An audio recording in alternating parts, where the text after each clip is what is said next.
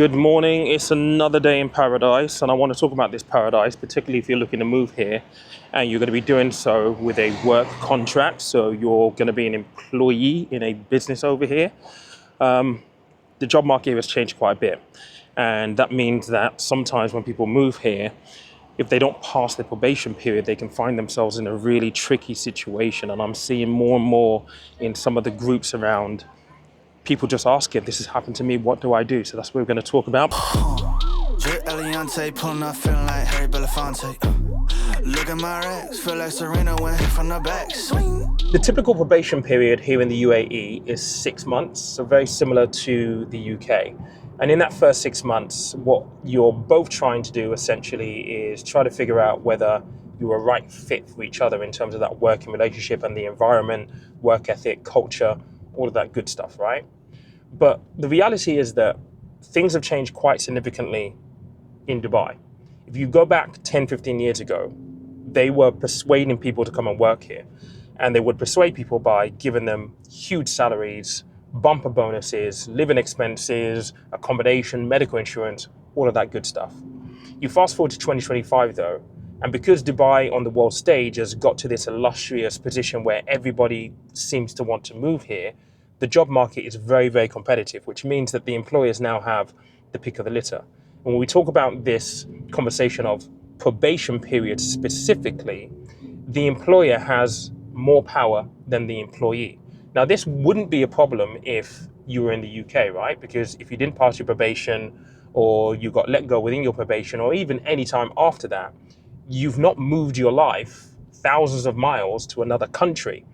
And so if you're moving here on a work contract and you find yourself in this position, what I'm seeing in a lot of the groups is people asking, what happens next? The first thing that happens when you lose your job here in the UAE is that your work visa and therefore your residency visa effectively gets cancelled. And alongside that, things like your medical insurance are also going to go as well. Now, you do get a grace period of 30 days when that happens. And there are certain changes that have happened in the UAE recently that could extend that 30 days to 60 or maybe even 90.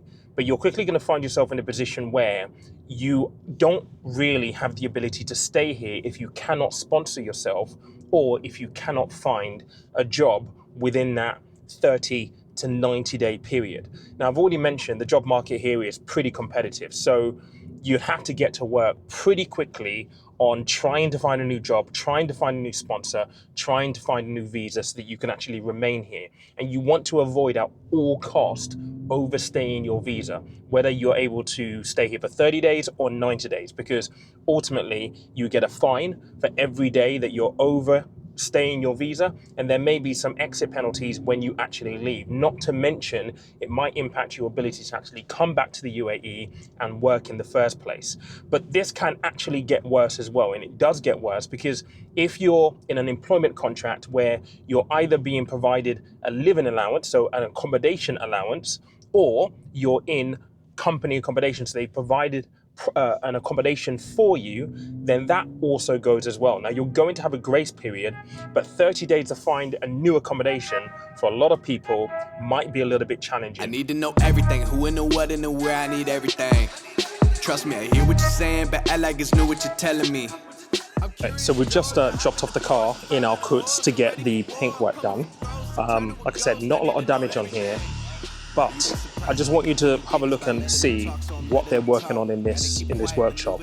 I came here over the weekend and they've got a gem in here that I've only ever seen one other of in Monaco when I went last year. I can play with the pros and act like a rookie, so they overlook me. Then I double up again, none of their knows, none of them cold. They just got lucky but never adapted, so I'm to one if it's coming to blows. My enemies cutting it close. I let them think that they got me, but what do you know? I had them beat before we ever spoke. I'm ready so now that the car's dropped off, let's talk about what happens when you have an accident here in Dubai, because it's not like the UK where you exchange insurance details and then you let the insurance company battle it out. So this happened last week, going for a meeting in Dubai Marina.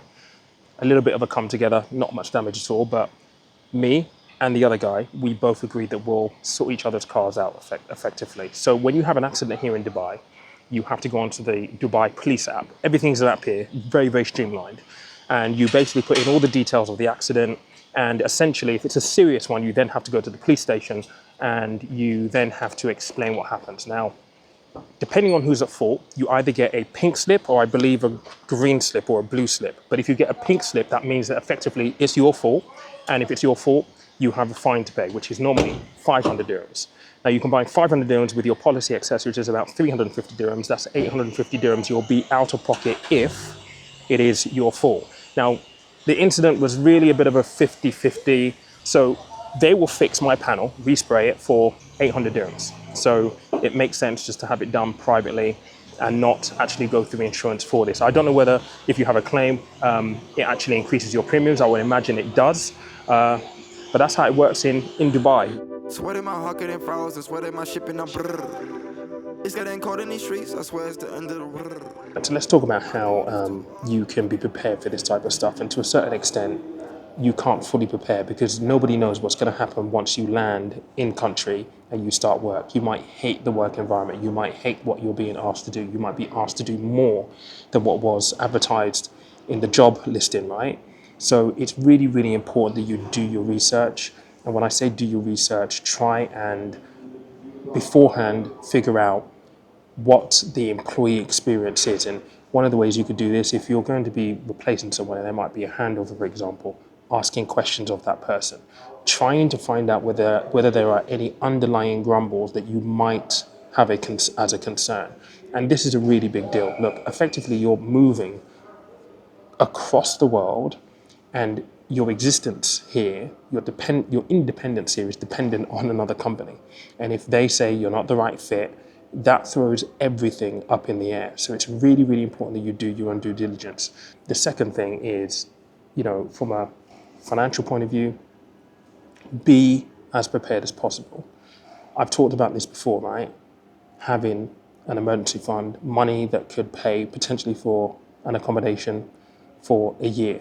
Having that money before you actually move. I've seen and read too many stories of people moving here with barely any money to back them up. It's the foolish thing to do. You are making a major, major life move. So you need to make sure that you've got the financial foundations behind you to ensure that this kind of move isn't going to be threatened. If you're being pushed out, whether that be in probation or after, the work environment can be really, really ugly. You might be isolated. You might just hate going in, and then you've got to start thinking about your mental health as well. And this would all be more manageable if you're back home in the UK with your support system, with your family around you. But because you've moved to another country, thousands of miles away, you're not going to have that support system. And so you've got to think wider picture. Yes, it is fantastic to move here. It is great to enjoy the lifestyle if you can make it work.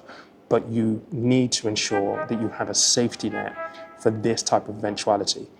This is happening more and more often. I need to know everything, who and the what and the where, I need everything. Trust me, I hear what you're saying, but act like it's new what you're telling me. I'm curious, George, I hop in the Porsche, 5 and a horse, I'm ready for war, I'm coming for throats, to turn to a ghost, I need to know everything. Now you be surprised at the info you get is by letting them talk, so I'm letting them talk. Gotta keep quiet, maneuver in silence, then let them in, talk up their body, another one body, that's just how it goes.